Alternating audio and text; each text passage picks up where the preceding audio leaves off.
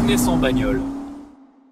Alors, ce que je vais t'expliquer, c'est détourner de la spirale d'engagement. C'est pas vraiment la spirale d'engagement, mais c'est un petit peu la même idée. C'est-à-dire, euh, il y a plein d'études, t'as sûrement vu ça, ça a été repris plein de fois à la télé, dans les trucs mainstream, etc., qui prouvent que si tu poses une question à quelqu'un et qui t'a déjà dit oui, t'as plus de chances qu'il te dise oui. Genre, il y a eu un test qui a été fait où tu as une personne dans la rue, voilà, tu l'interpelles et tu lui dis vous n'avez pas 2 euros pour m'acheter un ticket de bus. Ah, tu fais ça sur 1000 personnes et puis tu fais des pourcentages, tu regardes combien de personnes te disent oui, te donnent tes 2 euros. Et puis après tu refais la même chose, sauf qu'avant de demander les 2 euros, tu demandes l'heure. Tu dis excusez-moi, est-ce que vous n'aurez pas l'heure?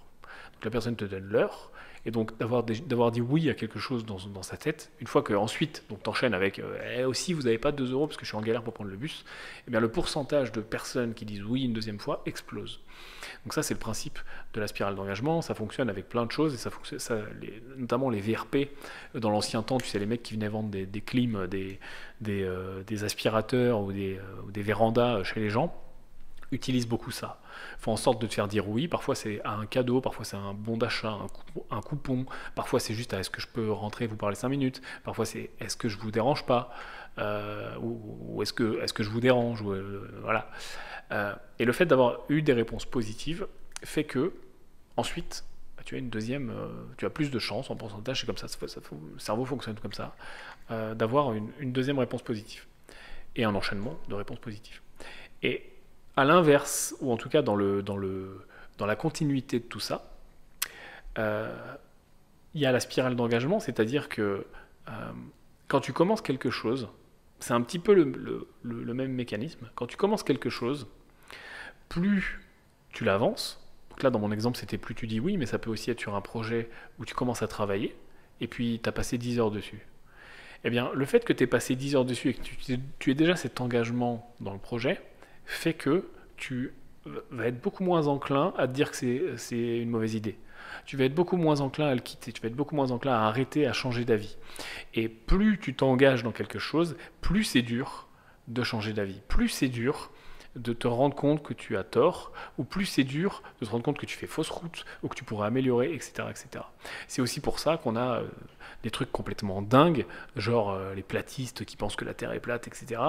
Bah, ils sont tellement engagés dans leur truc, et pour certains super deep, à faire des vidéos, à monter des associations, aller à la télé, etc., que t'as beau leur prouver par A plus B, en mettant des scientifiques, en mettant des preuves, en veux-tu, en voilà, puisque le problème c'est qu'en général, hein, entre la vérité et pas la vérité, ben, il y a beaucoup plus de faisceaux de preuves vers la vérité que pas la vérité. Donc c'est quand même assez simple à démontrer, et notamment avec des spécialistes. Mais les mecs sont tellement embourbés, sont tellement dans cette spirale d'engagement à s'être parfois mis publiquement en opposition avec le fait que la Terre soit ronde, que t'as beau faire ce que tu veux, ils en démordent jamais. Et tu peux les emmener dans l'espace, et ils vont dire oui mais j'ai été drogué, c'était un hologramme, machin, c'est pas vrai.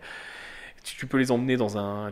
enfin voilà, il va dire oui mais c'est un écran, oui mais tu projettes des trucs dans mes yeux, enfin justement il va avoir pour le coup une pensée créative, et il va trouver tous les moyens parce qu'il est tellement embourbé dans cette spirale d'engagement.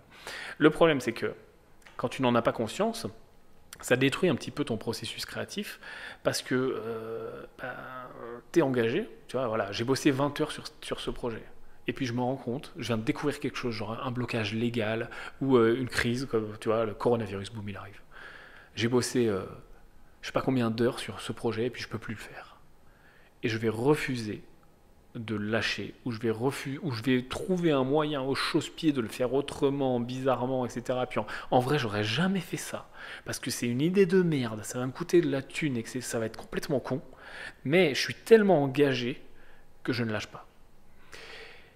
Et ça, c'est déjà de façon générale, c'est intéressant de le savoir, mais surtout, c'est intéressant de le savoir dans un processus créatif. C'est ok de revenir en arrière, tant que c'est de la création, ça reste que de la création, justement. C'est aussi pour ça que je te parle de phase de planification, etc. Parce que la création permet de revenir en arrière, mais même le cerveau fonctionne quand même de la même façon.